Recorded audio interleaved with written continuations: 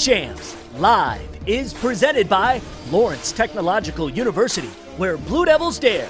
The Michigan High School Athletic Association, promoting the value and values of educational athletics.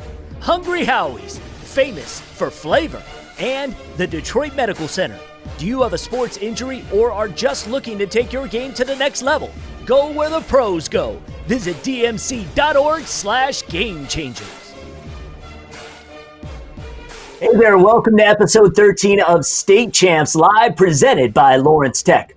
If you're a fan of State Champs, you may know my co-host, Jenna Skelsky. She also is graduating very soon from Lawrence Tech with a Bachelor of Science in Media Communication. Recently, Jenna won the Friends of Bill Burton Scholarship from the Michigan Association of Broadcasters Foundation. Jenna also earned a minor in Technical and Professional Communication. We are very proud of Jenna, and it's the unique partnership our company, Yellow Flag Productions, has with the LTU Media and Communication majors that could give you the upper edge if you want a career in multimedia. At LTU, along with interning with us, we can get your career started right. Learn more about the Media Communication Degree program at ltu.edu. Okay, we're live right now on Facebook, YouTube, and Twitter every Monday through Friday at 2 p.m. My name is Lauren Plants. I will be introducing our guest in moments, but first, courtesy of our State Champs Digital Managing Editor, Matt Mowry, let's take a look at the headlines for Thursday, April 16th. A new normal?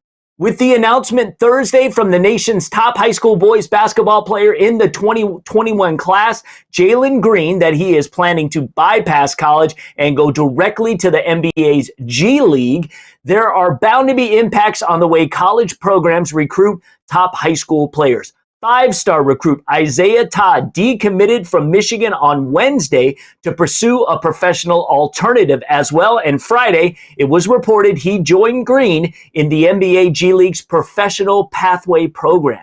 Many top prospects over the years have circumvented the NBA's one-and-done rule by playing overseas, but fewer have chosen to play in the NBA's developmental G League until now.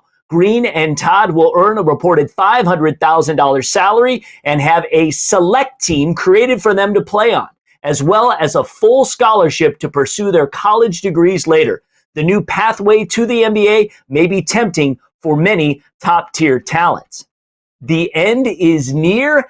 The Republican caucus in the state Senate put forth its own five-phase plan, the Open Michigan Safely proposal to reopen Michigan businesses, in contrast to Governor Gretchen Whitmer's stay home, stay safe order. But even that plan doesn't hold much good news for sports fans, as it stipulated that Michiganders won't be allowed to attend concerts, festivals, or sporting events until there's been no active spread of COVID-19 or a vaccine is available for 30 days. In an appearance on Good Morning America Friday morning, Governor Whitmer said she's hoping for some relaxing of the stay-at-home restrictions by May 1st, when her current order expires. Pro golf coming back to Detroit. The PGA Tour released its revised schedule Thursday with its stop in Detroit for the Rocket Mortgage Classic, originally scheduled for Memorial Day weekend, pushed back now to July 2nd through the 5th.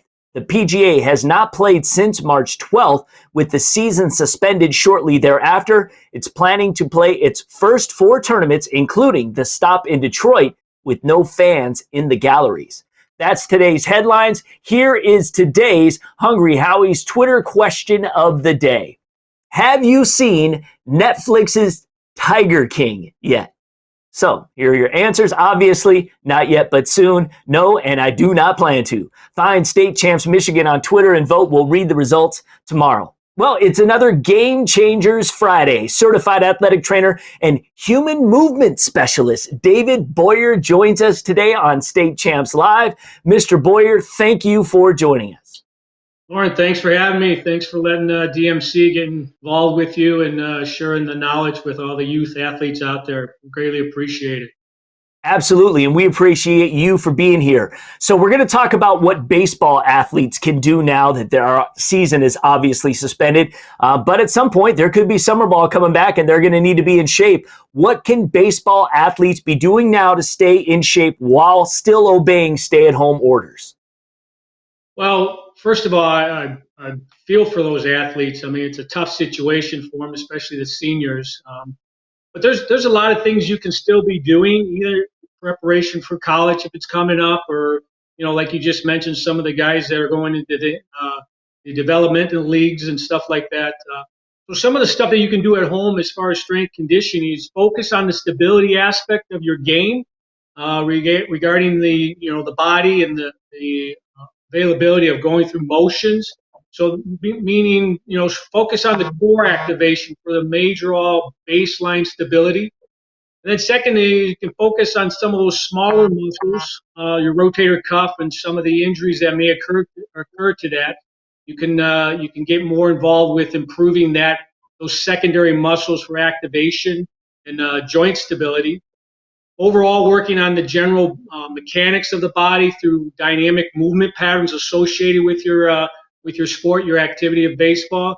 Hamstrings for running, doing some of those Frankenstein marches and stuff like that. But basically, keeping core activation engaged through all the exercises.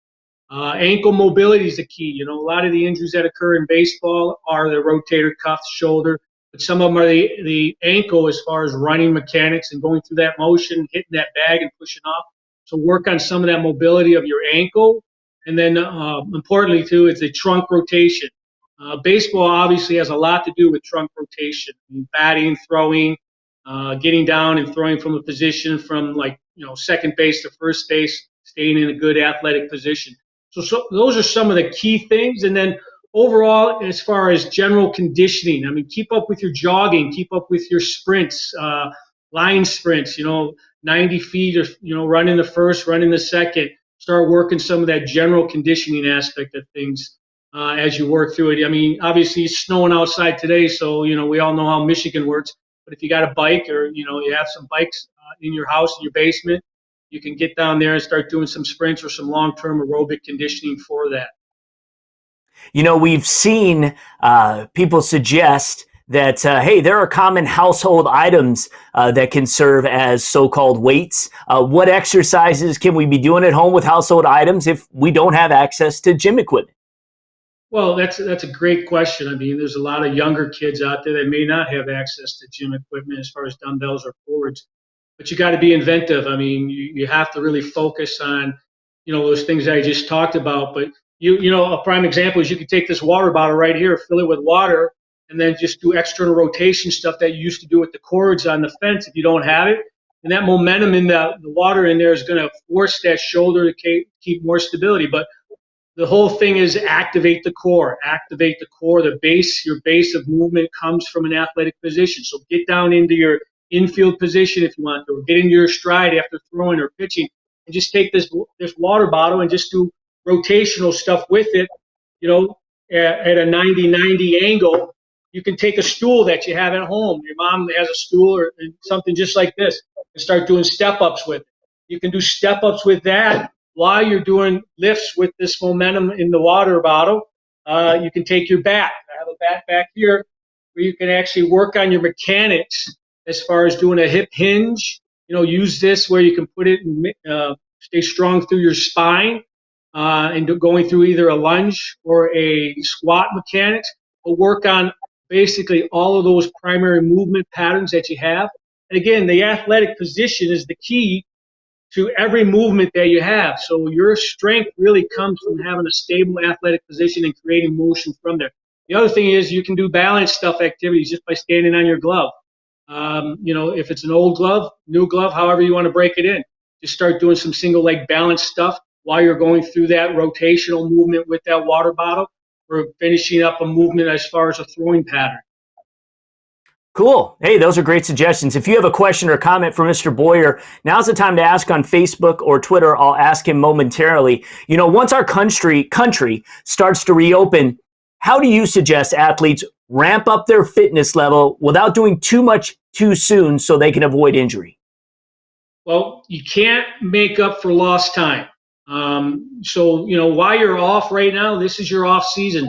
I know we're human nature. We like to have that routine and things to start on time, but this is a great opportunity for you to start changing your thought patterns as far as what you want to achieve during what is now a different phase of the off season.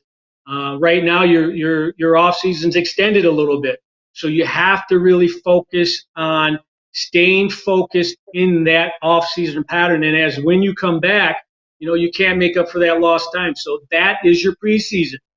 Just because it's a few months later, that's the way you have to look at it. And the whole mentality of that is your season's going to be shorter. The one thing that you don't want to do is hurry up, try to make up for lost time, have an injury, and then you miss the whole season, and then the whole year's shot. Now you got to start back over, a year from now. So the key is don't look at it as we have to hurry up and make up for lost time.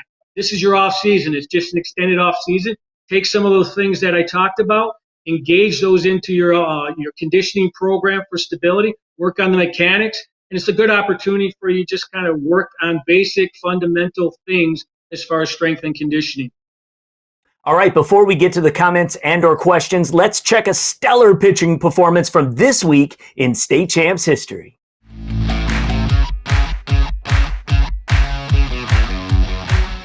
"13 years ago, we found ourselves covering a Macomb area conference softball crossover between Warren Cousino and Sterling Heights Stevenson. The story, Cousino pitcher Megan Kamisic shutting down the Stevenson bats, 13 strikeouts and a no-hitter as the Patriots went on to beat Stevenson 2-0. This week in state champs history, always presented by Lawrence Tech Athletics. For more info, go to ltuathletics.com. All right, so we do have time for one question for the Detroit Medical Center Human Movement Specialist Certified Athletic Trainer David Boyer, and it basically is, how about any tips for hand-eye coordination? How can you improve that or train that during this time? Well, if you have an opportunity to take like a little tennis ball and throw it off the wall, maybe cover up one eye, put some movement patterns as far as lateral movements in there. So you could change the level that you're on, like that we talked about, that little step stool, go up higher on the level, cover one eye up where you're higher up. That's going to change your field of vision, and that will kind of enhance some of that eye-hand coordination and movement stuff related to the objects coming at you. All right, fantastic. Hey, I want to thank Detroit Medical Center Human Movement Specialist, Certified Athletic Trainer David Boyer for coming on the show today. Really appreciate a few minutes of your time. Let's do it again. Anytime, Lauren. Thanks for having us, and thanks for letting DMC get involved with you guys. Absolutely. It's great. Time now for the MHSAA Clip of the Day.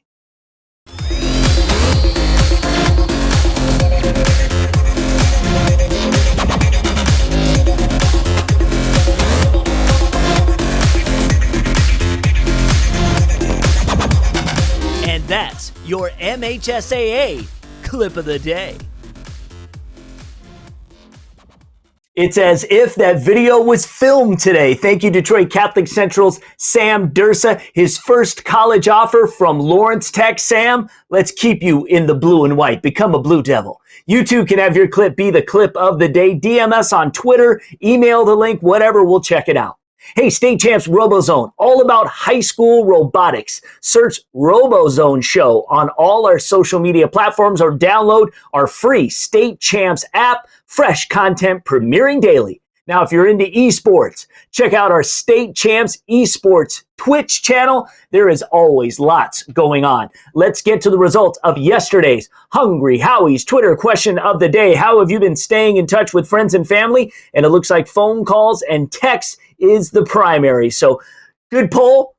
And we'll do another one tomorrow. We'll give you the results of today's question. Please vote on that right now. All right, Monday on State Champs Live, Lawrence Technological University's Director of the Nursing Program, Therese Jameson, will join us. There are students helping right now in the fight against COVID-19. We'll talk about it Monday at 2 p.m. If you know of a guest or a topic we should talk to or about here on Live, please email our show coordinator, Amanda. Her email address, amanda@yellowflagproductions.com. Stay safe, everyone. We will see you next time on State Champs Live.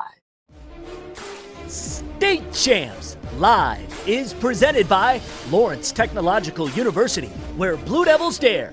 The Michigan High School Athletic Association, promoting the value and values of educational athletics.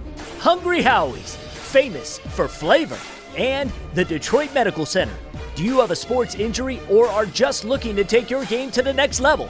Go where the pros go. Visit dmc.org/gamechangers.